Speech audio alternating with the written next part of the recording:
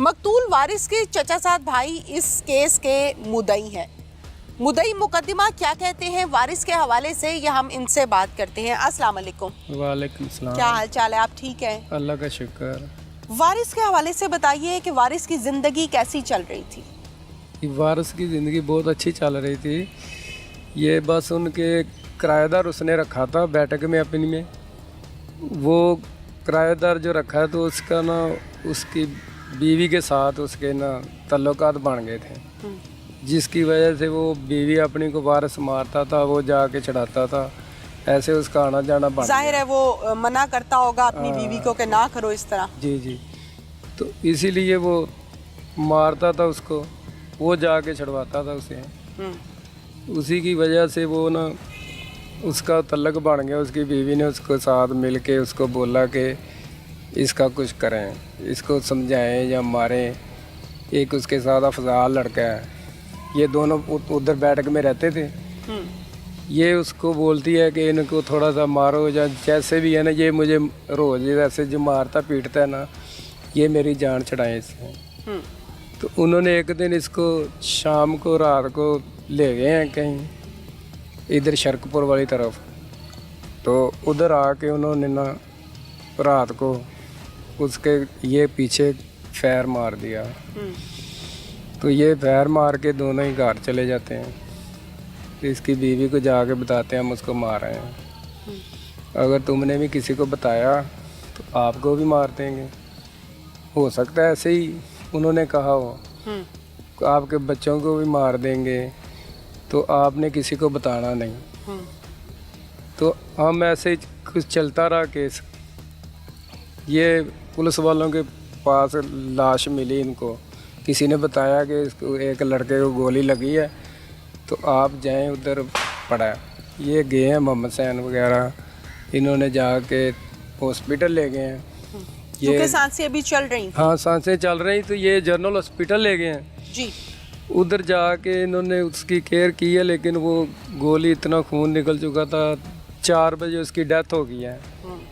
इन्होंने इधर ला के कब्रिस्तान में दफना दिया है, लावारस करके लाश उसकी। उन्होंने इसके हाथ काटे हैं, इसका फिर फिंगरप्रिंट लिए हैं, फिंगरप्रिंट से इनका ड्रेस मिला है। ठीक है, ताकि पता चल सके ना कौन है। हाँ, कहाँ उसकी जेब में कोई आईडी कार्ड भी नहीं था, कोई शय नहीं थी। ये कहाँ का कानून है कि कोई गैर मर्द, कोई किराएदार आपके शौहर को समझा रहा है कि आप अपनी बीवी को ना मारा करें, और इस बात पर मारता है या मना करता है कि उसके गैर आदमी के साथ ताल्लुकात हैं, तो वो तो अपनी जगह जायज उसको समझाता था, मना करता था ना। तो बस इसकी वजह से वो उसने नहीं, चचा के बेटे ने हमें बताया ही नहीं कि हमारी बीवी का ये मसला है, मैं उससे तंग हूँ। कभी उसने पर्दा डालता रहा, घर बसाता रहा। जी। अब मुझे मकतूल के बारे में बताइए, अपने भाई के बारे में बताइए कि आपका उसके घर कितना का आना जाना था? बिल्कुल नहीं था, हम खुशी गमी में जाते थे। एक हमारा चचा का लड़का था, एक बेटी थी उनकी। हाँ। वो अपने घर, उसका भी मियाँ फौत हो चुका है बेचारी का। ठीक है। तो ये वारिस था, इसकी जवान बीवी है, हम नहीं जा सकते इसके मदीहा की वजह से, भाभी की वजह से कि भाभी जवान है, हमने नहीं जाना। लोग कहेंगे ये क्यों आते हैं इधर उधर। हमने कभी वो महल्लेदार कह देना कि अभी कोई सलामत है जिसका हमारा कोई भी भाई उनके घर नहीं जाता। ठीक है। वारिस हमारे घर में आ जाता था। ठीक है ना, हम नहीं जाते थे, जब खुशी गमी में जाते थे कोई हो। ठीक है। उसके अलावा आपकी जो भाभी है, माजरत के साथ, मदीहा जो है, उसके और लोगों के साथ भी नाजायज ताल्लुकात थे? हाँ, अभी सुना है, बाद में लोग बहुत बातें बना रहे हैं कि ये बहुत गलत थी, इसकी वजह से गली वाले मसाए बहुत तंग थे। अच्छा। पहले ऊपर रहती थी, फिर जब उसको मारा फिर नीचे ले आए। ठीक है। किराएदार एक ऊपर पहले रहते थे, किराएदारों को नीचे कर दिया, ऊपर कर दिया, तो आप नीचे आ गए। अब आपका मुतालिबा क्या है अपने भाई के लिए? हमारा मुतालबा मेन मुल्ज़म हमारे तो यही है ना, अफजाल और वकार। ये कहती है, अभी देखो ना, इसके छोटे छोटे बच्चे हैं, इसने कहा कि मैंने नहीं इनको कहा मार के आओ। अभी वो उसके सारा सो न्याय दे रहे हैं, उसके घर वाले, माँ, उसके कज़न, ये कि हमारी लड़की का गुनाह यही है कि इसने उनको कहा कि इसको मारो, जाके समझाओ कि मुझे रोज़ मारा ना करें। वो कहती है कि मैंने इसको ये नहीं कहा था कि इसको कत्ल कर दो। ठीक है।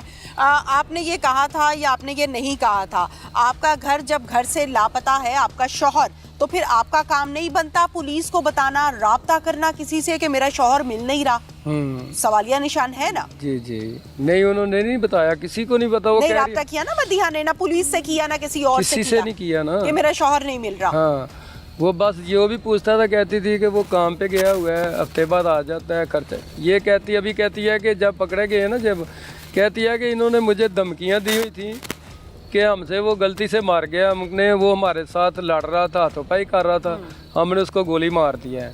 ठीक है, गोली मार दी है, वो पता नहीं मरता है बचता, हम उसको छोड़ आए उधर। अब तुमने किसी को बताना नहीं, अगर तुमने बताया तो आपको भी मार देंगे, तो आपके बच्चों को ये आप मुझे इस बात का जवाब दें, जिस औरत के 4 बच्चे हैं, खामद में से घर बार है, शादीशुदा जिंदगी गुजर रही है, अगर तो कोई हो खानदानी औरत, उसके शौहर पर कोई आंच आ जाए, कोई गम आ जाए, कोई दुख आ जाए, तो औरत अपनी जान निछावर कर देती है अपने खामद के लिए। ये तो है खानदानी औरतों की बात, ये तो है नस्ली खवातीन की बात। अब आप अपने शौहर के होते हुए किराएदार के साथ मुआशका लगा रही हैं, फिर आप उसको कह रही है कि मना करें मेरे शौहर को कि मैंने आपसे ताल्लुकात रख, लेकिन आप उसको मना करें, मुझे मना ना किया करे, ये कहाँ का असूल? नहीं, मारा ना करे, वो मारता था। हाँ, तो इसी बात पे मारता था ना। हाँ। मना करता था।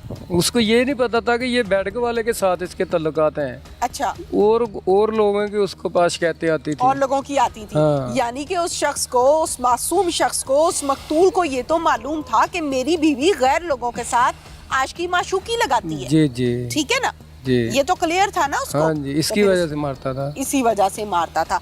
क्या मुतालिबा है आपका? आप समझते हैं कि मदीहा इसमें कसूरवार है? जी देखे ना, कसूरवार तो वो जो है आपको मैंने बता दिया है, आगे कानून की मर्जी है, जो इन्होंने सजा देनी है उनको। और इंस्पेक्टर मेरे साथ इस टाइम मौजूद हैं, जो कि थाना शर्कपुर में एज SHO अपनी जिम्मेदारियों को सरअंजाम दे रहे हैं। ये कहानी शुरू कहाँ से हुई? क्या पुलिस को पहले कॉल आई? क्या मामला है, ये हम अब्दुल लतीफ गुज्जर से जानते हैं। अस्सलाम वालेकुम। जी वालेकुम सलाम। लतीफ साहब, कैसे मालूम हुआ, कहाँ से बात शुरू हुई? ये 8/9/22 का वकूआ है। रात तकरीबन 12:30 बजे हमें 15 पे कॉल मौसूल हुई कि एक नामालूम आदमी खेतों में पड़ा हुआ है और शदीद ज़ख्मी है, तो उसको चेक करें। हम मतलब पे वहाँ गए तो ये आदमी तड़प रहा था, इसको सर में फायर लगा हुआ था, ब्लीडिंग हो रही थी इसकी, लेकिन सांसें अभी चल रही थी। सांसें चल रही थी, अभी जिंदा था। इसको हमने उठाया, इधर सरकारी हॉस्पिटल है वहाँ पे लेके गए, इसको हमने ट्रीटमेंट करवाया। इन्होंने थोड़ी देर बाद इसको जनरल हॉस्पिटल लाहौर रेफ़र कर दिया, तो इसको मैं अपनी गाड़ी में लेके गया जनरल हॉस्पिटल। वहाँ पे इसको जाके दाखिल करवाया, एडमिट करवाया इसका, फिर हमने इलाज करवाया, कोशिश की कि अल्लाह करे इसकी जान बच जाए, लेकिन ये सुबह 8:30-9 बजे तक ये ज़िंदा रहा, फिर इसकी डेथ हो गई। ठीक है, वापस आ गए, इसका पोस्टमार्टम करवाया, हमने अपनी मदय्यत में ही इसका मुकदमा दर्ज किया। ठीक है, इसलिए कि इसका कोई वाली वारिस नहीं था। इसकी जेब से कोई ID कार्ड, कोई दस्तावेजात, कोई मोबाइल कुछ निकला? इसकी जेब से कोई कार्ड, मोबाइल, कोई चीज़ भी नहीं थी ना। इसलिए अगर कोई ऐसा वकूआ हो जाता है, कोई मामला होता है, तो फिर पुलिस, स्टेट, सरकार ही मदय्यत आती है। ठीक है, नामालूम। तो फिर इसका कफन दफन हमने करवाया, उसके बाद इसके तस्वीरें लेके जो सरकारी लीगल प्रोसेस होता है वो मुकम्मल करने के बाद हमने शोरोगो का इश्तिहार होता है वो जारी करवाया। फिर सोशल मीडिया पे, अखबारों पे, थानों में इसकी जो तस्वीरें थी वो लगवाई, किसी तरीके से ये पता चल जाए कि ये बंदा कौन है। काफ़ी दिनों के बाद एक आदमी ने हमें बताया कि ये बंदे को हमने बेगम कोट के एरिया में फिरते देखा है। ठीक है, बेगम कोट एरिया में मैं पहले भी रहा हूँ, मेरी उधर नौकरी भी रही है, वाकफियत थी। उधर हम गए, मेरा तफ्तीशी गया, हमने उधर जाके लोगों को तस्वीरें दिखाई, तो फिर एक आदमी ने हम बता दिया कि ये बंदा फ़लाँ गली मोहल्ले में रहता है। उधर गए तो इसके घर का पता चल गया, इसके घर में गए जिसकी बीवी घर में मौजूद थी उसको मिले तो उसने वो वावेला शोर शराबा, वो मेरा बंदा मर गया। बताया उसको, मदीहा को जाके हाँ बताया, तस्वीर दिखाई, उसने कहा हाँ ये तो मेरा खामद है, ये कैसे मर गया, ये तो इधर उधर ये वो ऐसी वैसी बातें। तो उसकी बातों से बंदा जो समझता है ना, जो थोड़ी बहुत ही सूझ बूझ रखता है, वो हमें समझ आ गई कि ये जो बातें कर रही है ना इसमें कोई गड़बड़ लग रही है। तो फिर हम आ गए, हमने अपने तरीके से मोहल्ले से पता किया कि ये औरत कैसी है, इसका किसके साथ तल्लक है, इसका चाल चलन कैसा है। फिर हमें पता चला कि इनके घर में एक बैठक नुमा कमरा है, वो किसी को इन्होंने रेंट पे दिया हुआ है। उस कमरे में एक वकार नामी लड़का रहता है जो रहीम यार खान लियाकतपुर का रहने वाला है। वो लड़का जिस दिन से आप कह रहे हो ये बंदे का मर्डर हुआ है, उस दिन से वो गायब है। ठीक है। और वो कभी कभार आता है, चक्कर लगाता है, चला जाता है, इस औरत को मिलके चला जाता है। लगता ये है कि हो सकता है ये मुलव्वस न हो। हमने उस आदमी की तलाश शुरू कर दी। ये भी डर था कि अगर ये मिस हो गया तो रहीम यार खां चला जाएगा तो फिर ये मिलेगा नहीं। तो असल में ये जो अंधा कत्ल था, ब्लाइंड मर्डर था, ऐसे केसों में हमने देखा है, हमारा तजर्बा है कि अल्लाह ताला मदद करते हैं पूरे मामलात में, पूरी तफ्तीश में।